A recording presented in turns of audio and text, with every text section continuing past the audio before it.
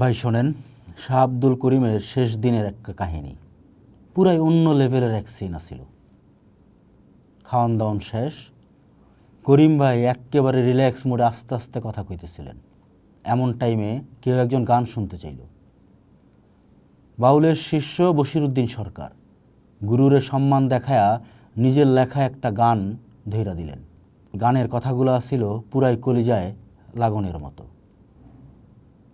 কি খেলা খেলতেছেন বাবা করিম সাহেব, গাড়ি চলে না বলে চালাচ্ছেন মৌলায়। আস্তে আস্তে কথা বলেন, কাছের মানুষ চিনতে পারেন। সালাম আদাব গ্রহণ করেন আগের মতো প্রায়। এইটা শুইনা করিম ভাইয়ের মুখে একটা হাসি ফুটে উঠল। এরপর সিন আরও গভীর হইল। বশিরউদ্দিন যখন করিম ভাইয়ের নিজের লেখা কোন মিস্তুরি নাও বানাইল গানটা ধরলেন, বাউল সম্রাটের চোখ দিয়া ঝরঝর কইরা পানি পড়া শুরু হইল। রুমে তখন পিন পতন নীরবতা। সবাই বশিরউদ্দিনরাই দোষ দিতে লাগলো। কেন এমন এক গান গাইল যে করিম ভাই কষ্ট পাইলেন। কিন্তু বস তো বসই। করিম ভাই ইশারায় সবাইরে থামায়া দিলেন, বুঝাইলেন যে বশিরের কোনো দোষ নাই। বশিরউদ্দিন 85 সাল থেকে করিম ভাইয়ের শিষ্য।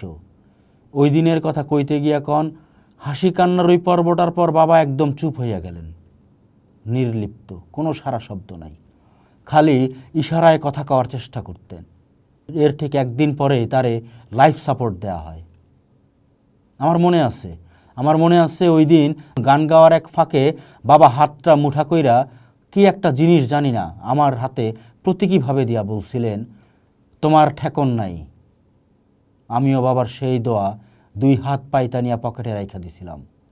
আল্লাহর কি রহমত, সেই থেকে আজ পর্যন্ত কোনো জায়গায় ঠেকি নেই।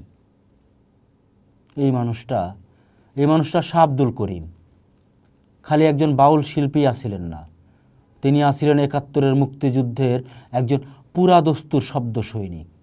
তার গান আছিল পাকিস্তান আর্মি আর রাজাকারের বিরুদ্ধে একটা শৈল্পিক গ্রেনেড। আর মুক্তি পাগল মানুষের লাইগা আছিল সীমাহীন অনুপ্রেরণার উৎস। যুদ্ধের 9টা মাস তিনি সুনামগঞ্জের হাওর এলাকায় গ্রামে গ্রামে ঘুরছেন, নিজের গান দিয়া মানুষরা এক করছেন। মুক্তিযোদ্ধা ক্যাম্প থেকে শুরু কইরা গোপন মিটিং সবখানেই আসিল তার গণসঙ্গীত। তার গণসঙ্গীত যোদ্ধাগমনে সাহস যোগাইত। তার গানের কথা ছিল সহজ, ধার আসিল তলোয়ারের মতন। স্বাধীন বাংলা বেতার কেন্দ্রে তার গান নিয়মিত বাজত, যা যুদ্ধক্ষেত্রে ফাইটারগো মনোবল তুঙ্গে কইরা রাখত। তিনি অস্ত্র ধরেন নাই, কিন্তু তার কলম, সুর আর কণ্ঠ আছিল মুক্তিযুদ্ধের সবচেয়ে বড় হাতিয়ারগুলার একটা। করিম ভাই খালি বিপ্লবী আছিলেন না, তিনি আছিলেন একজন হার্ডকোর মানবতাবাদী। তার কাছে সবার উপরে আছিল মানুষ।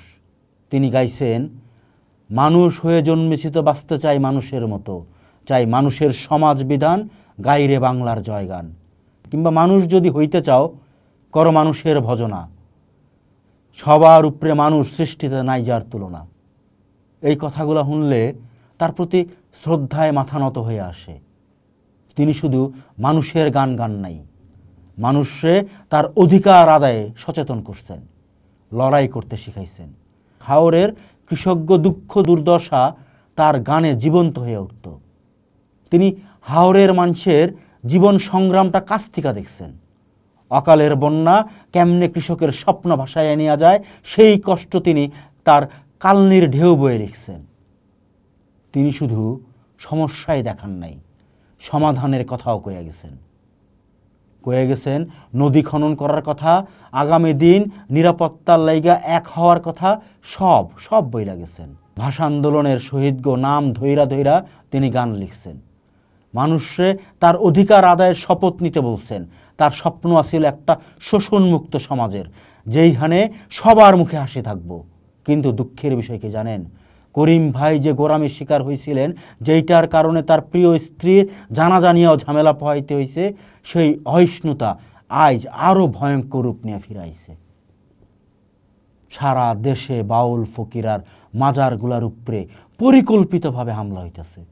তৌহিদি জনতার নামে লাঠিসোঁটা নিয়ে মাজার ভাঙচুর, আগুন লাগানোর মতো ঘটনা এখন প্রায়ই ঘটতেছে। করিম ভাই এই দালাল গোষ্ঠী আর ধর্ম ব্যবসায়ীগো বহু আগেই চিনতে পারছিলেন।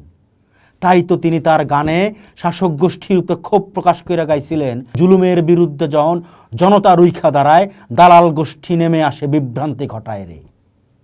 তিনি ভণ্ড রাজনীতিবিদগো মুখোশ খুইলা দিয়া গেছেন। ভোটের আগে যারা টাকার জোরে ইলেকশন জিততে চায় তাগো বিরুদ্ধে তিনি সাধারণ মানুষকে সতর্ক করে গেছেন। তার গানে ফুইটা উঠছে সমাজতন্ত্রের ডাক, সাম্রাজ্যবাদ পুঁজিবাদের বিরুদ্ধে তার স্পষ্ট অবস্থান। কিংবা বাউল আব্দুল করিম বলে, সোজা রাস্তা ধরো, শোষণমুক্ত সমাজ গড়ে বাঁচার উপায় করো। জীবনের শেষ দিকে আইসা হয়তো বয়সের ভারে বা সমাজের এই সব অধপতন দেখা করিম ভাই একদম চুপ হয়ে গেছিলেন। তার আরেক প্রধান শিষ্য আব্দুর রহমান, যারে তিনি আদর কইরা রহমান সাধু ডাকতেন, সেই সময়ের কথা বলেন, বাবা কথা কইতে চাইতেন কিন্তু গলা দিয়া আওয়াজ বাইর হইত না, সব অস্পষ্ট। খালি সারায় ডাকতেন আর কইতেন, কই বেটাইন তোমরা কই, মানুষ আনো গফ করি, আর দরজাটা লাগাও। কেন তিনি দরজা বন্ধ করতে কইতেন সেই রহস্য আজও বুঝি নাই।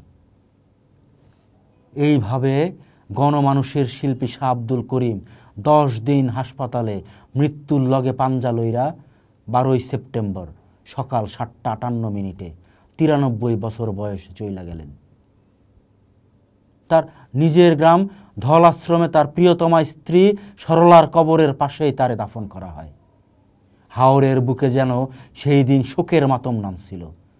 যে রাখাল বালকটা একদিন কালনী নদীর দিকে তাকায়া বাউল সম্রাট হওয়ার স্বপ্ন দেখছিল, সে আর কোনোদিন দোতারা হাতে নিয়া গাইব না, আমি বাংলা মায়ের ছেলে, জীবন আমার ধন্য যে হায়, জন্ম বাংলা মায়ের কোলে।